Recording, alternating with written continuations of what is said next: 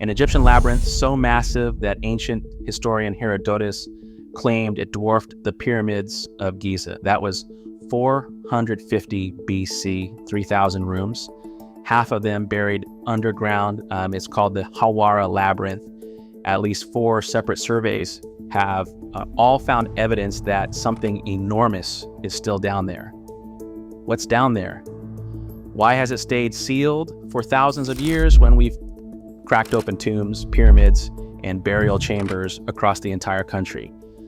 Stick around, because the official explanation for why this labyrinth remains untouched is a lot stranger than you'd expect. Hawara sits at the edge of the Fayum Oasis, about 90 kilometers south of Giza. On the surface, a mud brick pyramid built for Amenemhat through around 1815 BC.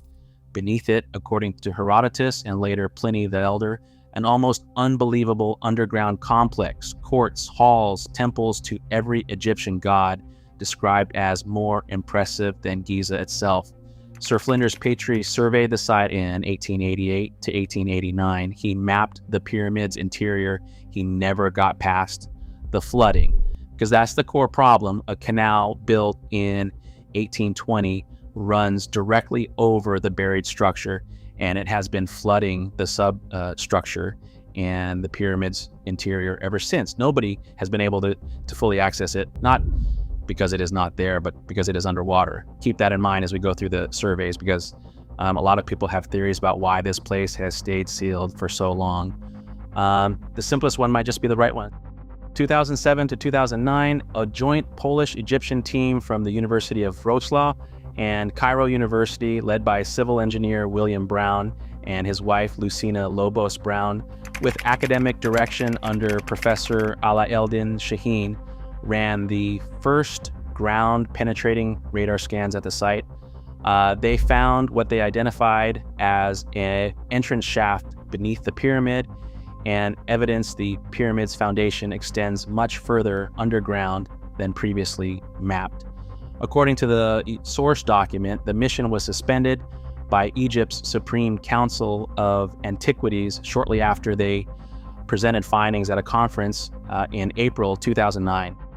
2008, the Mataha expedition, led by Louis de Cordier, working with Dr. Abbas Mohammed Abbas of Egypt's National Research Institute of Astronomy and Geophysics, NRIAG, ran very low frequency and multi-frequency electromagnetic surveys, technology used to map subsurface water and structure. De Cordier has said Zahi Hawass warned the team against releasing their findings, citing national security concerns. Abbas's team published follow-up water table studies as recently as 2024. 2014, Dr. Carmen Bolter, known for the documentary series The Pyramid Code, worked with Geoscan Systems and collaborators Klaus Dona and Michael Donnellan to build a satellite-derived model showing what appeared to be 2 separated levels beneath the site, one flooded, one dry. Bolter died in 2022 before completing a planned follow-up series. 2015, a UK-based firm, Merlin Burrows, ran a scan under a non-disclosure agreement that expired roughly 10 years later in 2025. The lead researcher, Timothy Akers, described before his death an enormous central gallery, patterns of chambers at 40, 60, 80, and 100-meter depths, 2 fully assembled wooden boats near the surface in the flood zone, and most strikingly, a 40-meter freestanding object at the center of the gallery, made of a material he said he couldn't identify from his prior scanning experience. That last claim, the 40-meter object, is not an independently confirmed discovery.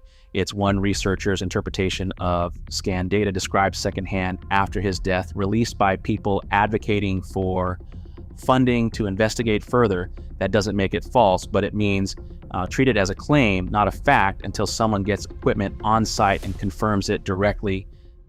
As of February 9th, 2026, a new group, the Archaeological Rescue Foundation, in partnership with de Cordier's Mataha Foundation, released a formal master preservation plan for the site. It's not a government excavation. It's a proposal, reroute the 1820 canal, drain the flooded chambers, and begin controlled excavation and photogrammetric documentation at an estimated cost in the millions over multiple years. The plan also references fifth scanning effort. Geophysicist Filippo Biondi of the Cairo Research Project, who has reportedly agreed to scan Hawara once his current work at Giza wraps up, estimated for summer 2026. That scan hasn't happened yet. It's planned, not completed. So here's where this actually stands. 4 independent surveys spanning almost 2 decades, all pointing at the same buried complex beneath a flooded pyramid 90 kilometers from Giza. A formal plan now exists to actually go get at it. Whether it happens depends on funding, permits, and whether Egypt's antiquities authorities sign on, none of which is confirmed yet. That's the real answer to why this labyrinth has stayed sealed for over 2,000 years. Not conspiracy, not suppression. Water. If they pull it off, this could be one of the biggest archaeological stories of the decade. If they don't, it's been sitting there flooding for 200 years already. It can wait a little longer for someone to actually verify what's really down there. Don't forget to subscribe to our channel for more fascinating stories like this one.